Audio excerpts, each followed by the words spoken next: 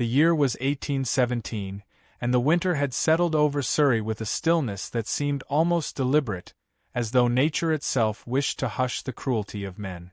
Whitmore Manor stood amid a landscape of frost and silence, its once proud gardens now pale and breathless beneath a shroud of snow. Within its grand walls, the scent of cold ashes lingered in the hearth, and the echo of former laughter had long since faded into memory. It was a house haunted not by spirits, but by absence, an absence shaped like love lost and promises broken. Lady Eleanor Whitmore moved quietly through its corridors, her presence as unobtrusive as a candle left burning in an empty room. She carried with her the gentility of a noble birth and the humility of one who had been stripped of everything that title promised. Since her father's death 2 years prior, the household had transformed. Where warmth once reigned, cruelty now governed. Where affection had once soothed, disdain took its place. The Viscountess Rosalind Whitmore, Eleanor's stepmother, had wasted no time in claiming both estate and authority, leaving Eleanor little more than a tolerated inconvenience. "Do not dawdle, girl," came Rosalind's sharp voice from the drawing-room, where golden drapes caught the weak morning light. "If you must exist in this house, do so silently." Eleanor bowed her head, murmuring a quiet apology that dissolved into the air like breath upon glass. She had learned that resistance only fueled mockery, and so she endured, finding small comfort in silence. The maids, who once curtsied to her, now followed her with pitying eyes, unsure whether to treat her as mistress or servant. Her stepsisters, Clara and Beatrice, found amusement in her restraint, mistaking it for weakness. That morning, preparations were underway for the most anticipated event of the season, the Royal Charity Ball at Carlton House, where the Prince Regent himself would preside. The manor was alive with activity, silk gowns being unpacked, jewels inspected, gossip fluttering like ribbons through the air. Eleanor assisted in the fitting of her sister's dresses, her own hands steady despite the barbed words thrown her way. "I cannot imagine why you insist on standing here, Eleanor," Beatrice remarked, her tone dripping with false sympathy. "It must be dreadful to watch others prepare for a world you'll never enter." Her sister's laughter was joined by Clara's. "Perhaps she hopes to sweep the ballroom floors," she added. Eleanor smiled faintly, as if their cruelty were a play she had grown accustomed to. "I am simply glad to see you both so happy," she said, her voice calm, though her heart throbbed beneath the weight of unspoken grief. Later, when the bustle quieted, she retreated to her late father's study, a room long locked, now kept open only at her pleading. The scent of parchment and wood polish lingered faintly, mingling with the dust of forgotten days. On the desk, wrapped in a square of faded linen, lay her father's ivory locket. Within it, a miniature portrait, a man of kind eyes and proud bearing, painted before time had carved sorrow into his face. She pressed the locket to her lips, her whisper barely audible. "I miss you, Papa. You would not know this place now." The clock struck noon, its chime echoing through the empty hallways. From the drawing-room came the clamor of laughter and the rustle of silk. Her stepmother was entertaining a neighbor, Lady Torrington, whose voice carried with deliberate volume. "She's still here, then?" Lady Torrington asked, her tone ripe with gossip. "Surely you've found some way to send her to relatives, or at least into service?" Rosalind's reply came sharp and clear. "Relatives? None who would take her. She is a burden, I'm afraid, and one I bear only for propriety's sake. Her father's foolish will left me little choice." Eleanor stood just beyond the doorway, her face drained of color. The words were not new, yet hearing them spoken to others burned anew each time. She backed away before tears could betray her, clutching the locket as though it might steady her trembling heart. By evening, the household was aglow with preparations. Candles were lit, the carriages readied.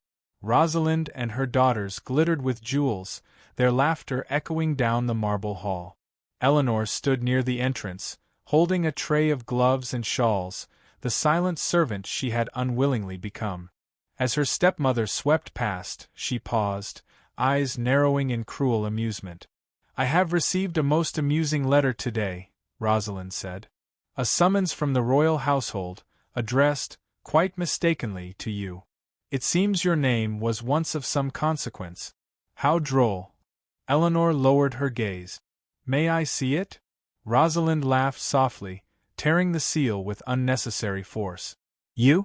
Oh, my dear, I would not wish you to embarrass yourself. Still, perhaps you might be useful for once. You shall accompany us, to assist your sisters. The prince will not notice one more servant among so many." Beatrice smirked. "Let her come, Mamma. The sight of grandeur might remind her of what she'll never have." Eleanor inclined her head, her voice steady though her chest tightened. "As you wish." The night air bit sharply as they departed, the snow crunching beneath the horses' hooves. Eleanor sat opposite her stepmother and sisters in the carriage, the glow of lanterns flickering across their jeweled faces. Outside, London waited, its streets glistening with frost, its towers veiled in mist. She gazed through the small window, watching as each mile carried her farther from the home she once loved and deeper into the theater of her own humiliation. Yet beneath the sorrow, a quiet resolve began to stir. She thought of her father's words from years past, words whispered beside the fire when storms howled beyond the window. Dignity, my dearest Ellie, is not given by title or silk. It is something no cruelty can take unless you surrender it. She pressed the locket against her heart, letting the rhythm of the carriage steady her breath. Whatever awaited her at that glittering hall of judgment, she would meet it with the grace he had taught her. The world could strip her of station, comfort, even kindness, but not of her soul. As the carriage drew near the city lights, the muffled sound of bells carried through the cold air, mingling with the faint music of distant celebration. The horses slowed, hooves striking cobblestone, and Eleanor lifted her gaze toward the grand silhouette of Carlton House, ablaze with brilliance. For a moment, awe and dread intertwined in her chest. The world she had been forbidden now lay before her, dazzling and dangerous. Rosalind adjusted her gloves with satisfaction. "Do keep your head down, Eleanor," she murmured. "We wouldn't wish anyone to mistake you for one of us." Eleanor turned her face toward the window once more, her reflection framed by frost and lamplight. Her eyes, calm yet luminous, held no defiance, only quiet endurance, the kind that precedes transformation. As the carriage doors opened to a blaze of golden light and murmured applause, she stepped out into the chill of history, unaware that before the night ended, her name, spoken once with disdain, would echo through London as both scandal and legend. The ballroom at Carlton House shimmered like a captured dream. Thousands of candles burned in crystal chandeliers, their light glancing off mirrored walls and gilded cornices, bathing the assembled nobility in a haze of gold. The scent of roses and beeswax mingled with the soft hum of a string quartet, each note gliding through the air like a sigh withheld. The Prince Regent's winter ball was the crown of the season, a stage where every glance, every whispered remark, could elevate or ruin a reputation. Into this world of glittering danger stepped Lady Eleanor Whitmore, though not as a guest, but as an afterthought, an ornament meant to emphasize the splendor of others.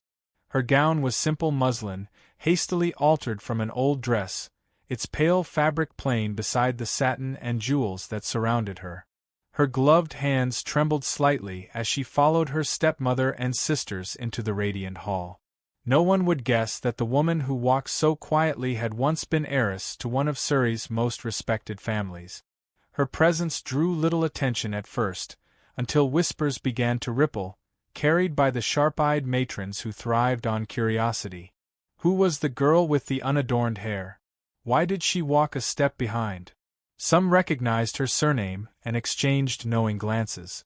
Others smiled faintly, sensing a story ripe for gossip. Eleanor lowered her gaze, intent on remaining invisible, yet every sound seemed to magnify, the rustle of gowns, the clink of glasses, the measured laughter that filled the grand chamber. She stood near the far wall, her heart a fluttering bird in its cage. Then, amid the orchestral swell, her eyes lifted, and met those of a man across the ballroom. He was tall, broad-shouldered, his bearing marked by effortless authority. The crowd seemed to part around him without his asking, for there was something in his composure that commanded attention. His uniform of deep blue and silver was immaculate, his expression calm but not unfeeling. This was Duke Henry Ashbourne, recently returned from Vienna, a man whispered to have declined half the eligible women in London.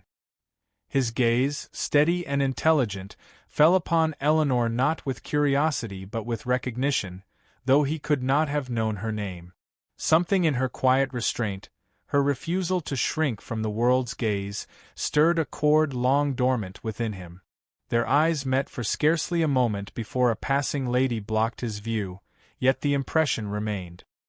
He watched her again as she offered a tray of wine to her stepmother and sisters, her movements delicate and precise. When a footman nearly collided with her, she steadied the tray without complaint, smiling faintly, almost apologetically. That composure, so unlike the artificial charms surrounding him, held his attention more firmly than any diamond could. Meanwhile, Rosalind and her daughters basked in the radiance of royal attention. Beatrice danced with a baronet's son, laughing too loudly.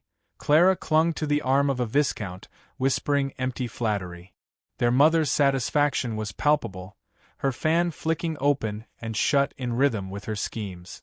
Then her gaze fell upon Eleanor, who stood by the refreshments table, her plain attire a blemish amid perfection. Rosalind's lips curved into a smile devoid of warmth. "Eleanor, do make yourself useful," she said sweetly, her words carrying farther than politeness allowed. "Fetch us another glass, and try not to embarrass yourself this time." A few guests turned, their amusement barely concealed. Eleanor curtsied and obeyed, her cheeks burning. As she reached for a glass, her fingers brushed another's, a gloved hand steady and strong. She looked up, startled, to find the Duke himself before her.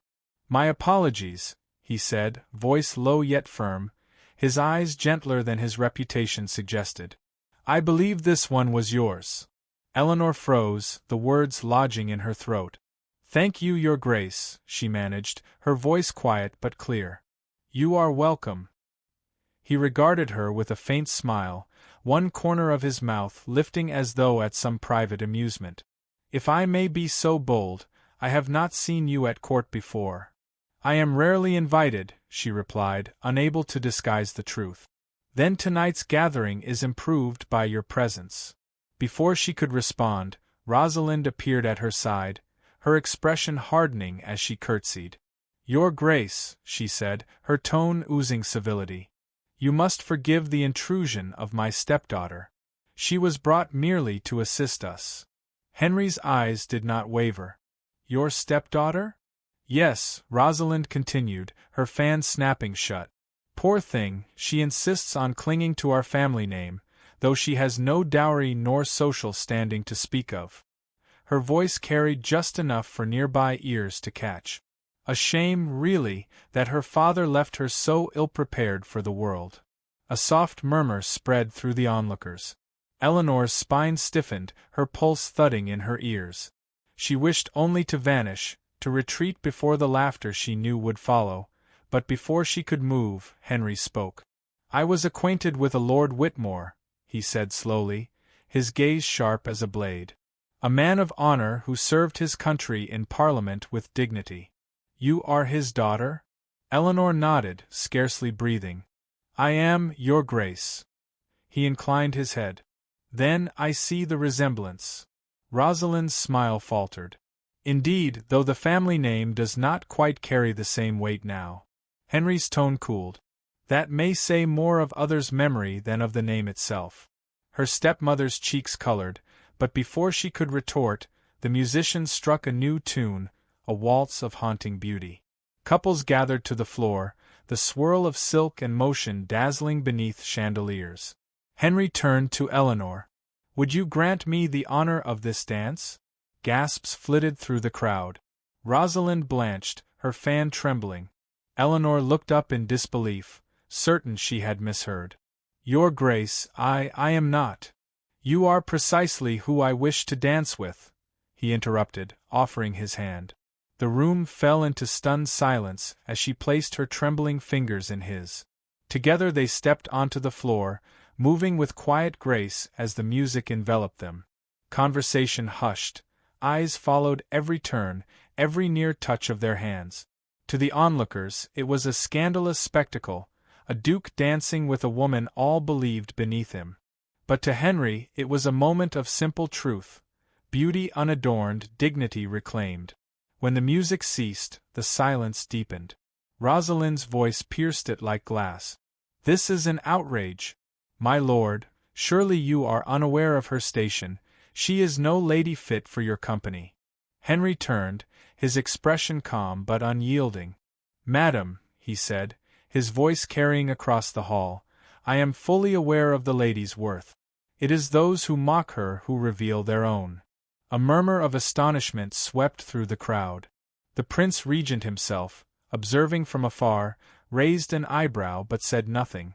Eleanor stood frozen, her heart a storm of disbelief and fear. She curtsied deeply, murmuring, "Please, your grace, you need not defend me." "I would defend truth against any slander," he said softly. Then, turning to her stepmother, he added, "The knight may yet remember this moment differently than you intended." He bowed to Eleanor, eyes lingering on hers with a promise unspoken, then departed into the gathering of peers, leaving her trembling amidst whispers and stares. As the crowd's murmurs swelled, half scandal, half admiration, Eleanor's stepmother grasped her arm sharply. "You have humiliated us all," she hissed, her mask of grace cracking. But Eleanor did not answer. Her gaze followed the Duke's retreating figure, her pulse unsteady, her heart awakening to a truth she scarcely dared to name. For the first time in years, she felt seen, not as burden or pity, but as something precious and unguarded. And though the night was far from over, she knew that from this waltz forward, her life had shifted beyond her stepmother's reach. The corridor beyond the ballroom was hushed, its marble floors catching the faint shimmer of candlelight. Eleanor stood at the edge of the grand hall, her breath shallow, the echo of the waltz still pulsing through her veins. Behind her, laughter resumed in cautious murmurs, society's tongue already sharpening its edge. She moved toward the antechamber, seeking solitude, her slippered feet near silent upon the polished floor. Within the small room, the music softened to a ghostly hum, muffled by the heavy velvet drapes. She pressed her hands together, the faint tremor betraying the storm within. Moments later, the door opened with a whisper, and Duke Henry Ashbourne entered. The flicker of the candelabrum carved his features in gold and shadow, strong jaw, thoughtful eyes, the kind of face that had seen both privilege and pain. He closed the door quietly behind him. "You wish to be alone," he said, his tone respectful, measured. "Yet the cruelty of this house has given you no such gift tonight." Eleanor turned, startled. "Your Grace, I beg you, if you linger, they will only speak more ill." "They already have," he replied calmly, stepping nearer. "And yet I have found I care very little for their judgment." His voice held a quiet warmth, but his eyes studied her with grave sincerity. "Forgive me if I intrude. I could not allow their mockery to go unanswered." She shook her head, her composure fraying. "You do me kindness, but at what cost? They will twist this moment into scandal. I have no name left to lose, but your standing." "Let them talk," he interrupted softly. "London thrives on illusion. A week from now they shall find new prey." Her lips parted, but no words came. The nearness of him unsettled her more than cruelty ever had. He reached for the small ivory locket that hung from her neck, brushing it gently with his gloved hand. "Your father," he murmured, recognizing the crest. "Lord Whitmore was a man I greatly admired. He once offered counsel to my father when the world seemed most uncertain." Eleanor's eyes widened. "You knew him?" "Only in passing, but enough to remember his integrity." His gaze softened. "He spoke of his daughter once, his light among the storms." Her throat tightened, emotion welling unbidden. He used to call me that, she whispered. When I was little, I thought he meant it as a promise. And now I am but the shadow of what he loved. Henry took a slow breath. No, Lady Eleanor. What I saw tonight was not a shadow but a flame, small perhaps, but defiant in the wind. Those who mocked you did so because they cannot bear such quiet strength. The words struck deep, their sincerity undoing her fragile restraint. You speak as though you know me, she said, her voice trembling. I wish to, he answered. If you would allow it. For a moment neither spoke. The only sound was the flutter of candlelight and the distant murmur of violins. Eleanor turned toward the window, the city lights beyond blurring through her unshed tears. I do not belong here, she said softly. I came only because I was forced. My stepmother, she finds pleasure in my humiliation. He moved to stand beside her, leaving a careful distance. Then tonight she has failed. For what she intended as shame has become your triumph. Triumph? She gave a small, incredulous laugh. They see me as a fraud, an unwanted girl who dared step beyond her place. Perhaps, he said, his tone steady, but I see the woman who held her head high when others would have bowed. He hesitated, then added, Courage does not always roar, Lady Eleanor. Sometimes it merely endures. Her breath caught, the words stirring something long buried. Endurance is all I have known, she said. It hardens the heart, I fear. Then let it be softened again, he replied quietly. Not by pity, never that, but by truth. She turned to face him fully, the candlelight tracing her pale features, the faint shimmer of tears at the edge of her lashes. And what truth do you speak of, Your Grace? That I have not known peace since Vienna, he said. Diplomacy teaches one to conceal, to flatter, to wear civility as armor. But tonight, in that hall of pretense, I saw honesty in its purest form, and it was standing alone by the wall, trying to disappear. Eleanor's lips parted, but her voice failed. The words, gentle yet deliberate, trembled between them. He drew from his pocket a small ring, gold, set with a single dark sapphire, and placed it upon the table between them. This was my father's, he said. He gave it to me with the charge to offer it only to one whose honor surpasses her beauty. He met her eyes. I would give it to you, not as proposal nor promise, but as shield. Wear it, and let them know that I stand between you and their cruelty. Her fingers hovered above the ring, trembling. I cannot, she whispered. You owe me nothing, and I will not let kindness ruin your name. He smiled faintly, though sadness touched his gaze. My name will endure whatever truth I choose to bear. But if this act brings you shame rather than solace, I will not press it. Eleanor withdrew her hand slowly. You are a good man, Your Grace. That is rare among those who can afford not to be. He inclined his head. Then allow me to be what I am, at least for this moment. They stood in silence, the distance between them filled with things neither dared say. Beyond the door, the music swelled, a waltz of longing, the same melody that had bound them hours ago. Eleanor looked once more at the ring, the sapphire glinting in candlelight. You risk much for someone of no worth to this world. He answered softly, The world's measure of worth has never interested me. The door creaked open suddenly, and a faint murmur reached them, voices from the hall, sharp with speculation. She drew back at once, fear flashing across her face. They are speaking already, she whispered. If they find us here alone. Then let them, he said, though his tone gentled. I will not see you wounded by rumor again. But she shook her head, her resolve returning. If you would protect me, then go. Leave before they can use this moment against you. For an instant, he hesitated, his expression torn between reason and desire. Then, with a bow of quiet respect, he said, You ask the one thing I would rather not grant, but I will obey. He took her hand, pressing it lightly to his lips. For tonight, farewell, Lady Eleanor. But know this, what I saw in you cannot be forgotten. The door closed behind him with the softest sound, leaving Eleanor alone in the half-lit chamber. The ring still gleamed where he had placed it, its reflection quivering in the candlelight. She did not take it, yet neither did she look away. For in that fragile hour between scandal and silence, something had changed, an unseen promise, unspoken yet irrevocable.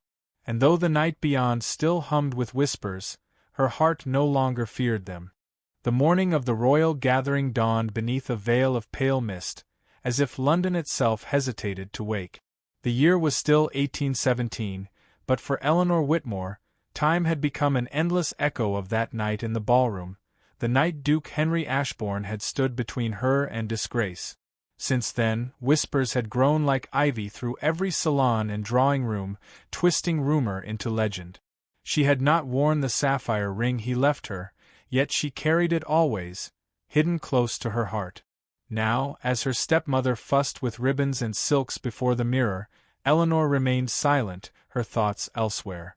The royal summons had arrived 3 days prior, commanding the attendance of every notable household for the presentation of charitable patrons before the Prince Regent himself. To Lady Marjorie Whitmore, this was salvation, the chance to restore the family's standing. To Eleanor, it was an ordeal she wished only to survive unseen. "Do not speak unless spoken to," her stepmother hissed as they entered the royal gallery. "And for heaven's sake, keep that plain expression off your face. His Royal Highness does not favor melancholy." Eleanor inclined her head, swallowing her words. Around them, the great hall shimmered with grandeur, the scent of polished wood, of roses and old gold. The Prince Regent sat beneath a canopy of crimson velvet, his form heavy with indulgence, his smile thin and measured. Courtiers drifted like glittering moths beneath chandeliers, bowing, curtsying, murmuring rehearsed praise. But Eleanor's gaze found only one figure in the crowd, Henry. He stood among the peers awaiting audience, resplendent in formal dress, the insignia of the Order of the Garter gleaming upon his breast. His eyes caught hers for a fleeting instant, and though neither spoke, the weight of that silent recognition struck her like a chord drawn taut. When her name was announced, she stepped forward with measured grace, curtsying low before the prince. He studied her with detached curiosity. "Ah, the late Lord Whitmore's daughter," he said. A pity such promise was left unguided. And yet, his eyes flicked toward her stepmother. Society is ever charitable to beauty. "Perhaps fortune will yet favor you." Eleanor murmured a polite reply, retreating as decorum demanded. But as she did, the prince turned toward another. "Ashbourne, my dear Duke, your father's counsel once steadied many a troubled negotiation. Tell me, is it true you intend to leave for Vienna once more?" Henry bowed. "It was true, your Royal Highness, until recently." The prince's brows lifted. "Until recently?" A hush settled across the hall. The duke's gaze found Eleanor again, and this time it did not waver. "Yes, your highness. My plans have changed, because my heart has found its country." A ripple of astonishment passed through the room.